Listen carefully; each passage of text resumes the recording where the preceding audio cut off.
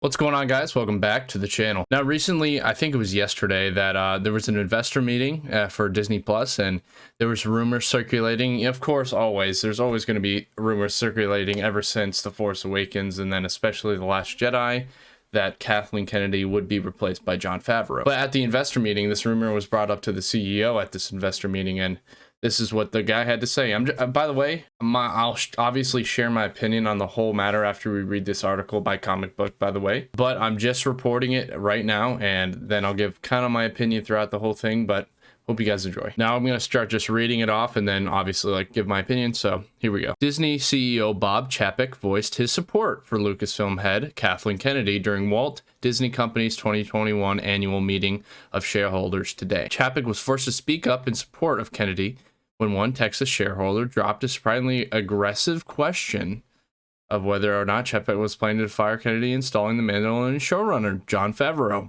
as head of Star Wars. Now, my opinion on that whole thing, obviously, if Jon Favreau was running Star Wars, I would not be protesting it. Obviously, I think he would do a great job, but I don't know. I don't know how I feel about this whole thing, because unfortunately, at the end of the day, or fortunately, depending on your point of view, George Lucas did choose her, and he chose and thought she was going to be the one to lead Star Wars in the direction he thought was best. Now, you may have your opinions on Kennedy, and obviously I have mine as well, but I don't know if replacing her is the answer, but maybe it is. I don't know. I don't know what the answer is, but I'm just going to keep reading and we'll see what he had to say. Chapek said that we look forward to having Kathy directing the activities of the entire Lucasfilm operation for many years to come. Seems Disney is fully committed to sticking behind Kathleen Kennedy for the time being.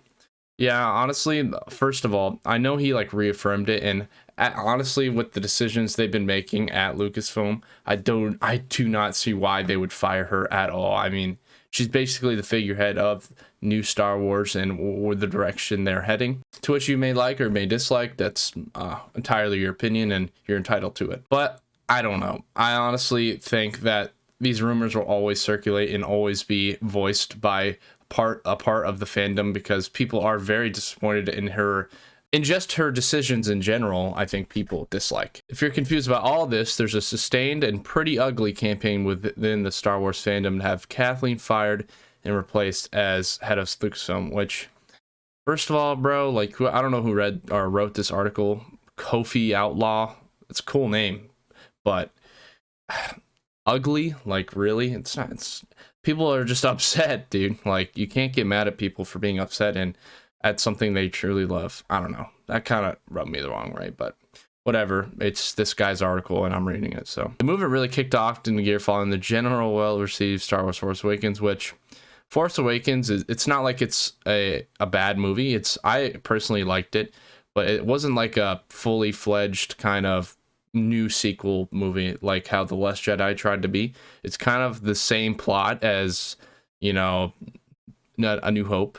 So Kennedy was on the forefront of building Star Wars anthology films like Rogue One and Solo, but rumors swirled, and behind scenes Kennedy was clashing with up-and-coming directors she had tapped: Gareth Edwards, Josh Trank, Chris Miller, and Phil Lord, to retain a controlling hand over the shape of the franchise. Which, fine, that's her job, kind of. I mean, she didn't really give people creative control, except the one person she did was Rian Johnson, and we all know how that ended. Ironically, Kathleen got more in trouble for Star Wars fans after The Last Jedi for letting director Rian Johnson have too much control.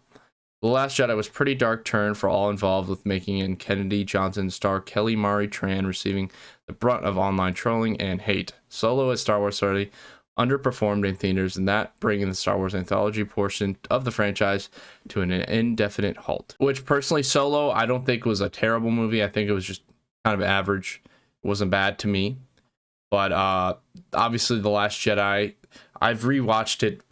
I can't even tell you how many times I've rewatched The Last Jedi, but I have to say it does get a lot of hate, and it partially deserves it, because the movie does have a lot of issues just as a movie, period, and some scenes are just horrible. But you know, then if you like The Last Jedi, that's awesome. That's great. But it didn't show in the box offices, and it didn't show in the overall fandom either. But this is the direction they wanted to go. So, but it halted everything, you know, it kind of changed Star Wars in a way, because at that point, yeah, I know the prequels got hate or whatever, but they ended up being loved and revered today. But I don't know. The Last Jedi felt very different with kind of the hate. Final strike was Star Wars Rise of Skywalker, which pleased little to no one. Which I don't know, dude. I liked the Rise of Skywalker. I actually know a lot of people who really enjoyed it. I just think the Last Jedi ruined and tainted everything that was going to come after that. And I feel like if the Last Jedi didn't happen, people really would have liked the Rise of Skywalker, but that's just my opinion. While the Star Wars movies have been struggling to find equilibrium within the fandom, the team behind Star Wars animated series and live action series have been doing a meteoric rise. That list includes Dave Filoni, Clone Wars, Jon Favreau, Iron Man, Deborah Chow, Obi-Wan Kenobi, and Taika Waititi untitled upcoming Star Wars movie. Who all directed standout episodes of The Mandalorian? That creative team has made a Star Wars TV mainstream hit. The success coming from the Clone Wars and the Mandalorian and all these other things other than the movies and Kathleen Kennedy, you know, side, she hasn't really had that much success, and people are upset, and a lot of the blame, unfortunately, a lot of the blame is going to go on her. It's always going to go on her, and it just is what it is, and that's her job. She took that mantle. But I don't know how long you advocate until you want her fired, until she's fired or replaced. I don't think it'll do anything, and I think they're just going to keep moving forward. But in my opinion, if Kathleen Kennedy still is going to work creatively and try to keep a steady hand on Star Wars, and if it doesn't find success, I personally don't think she will be received well and have a position at Lucasfilm. But that's just my opinion, because I don't know if you can just keep doubling down on bad Star Wars movies and shows and stuff that she's in control. I don't know. That's the thing. Star Wars is in such a weird place right now. I just don't know. I don't know. We're just gonna have to see. I think if Kathleen Kennedy, if I was in her position, I would just let people have their creative control, you know. And I know she did it with Rian Johnson, and it didn't really work out.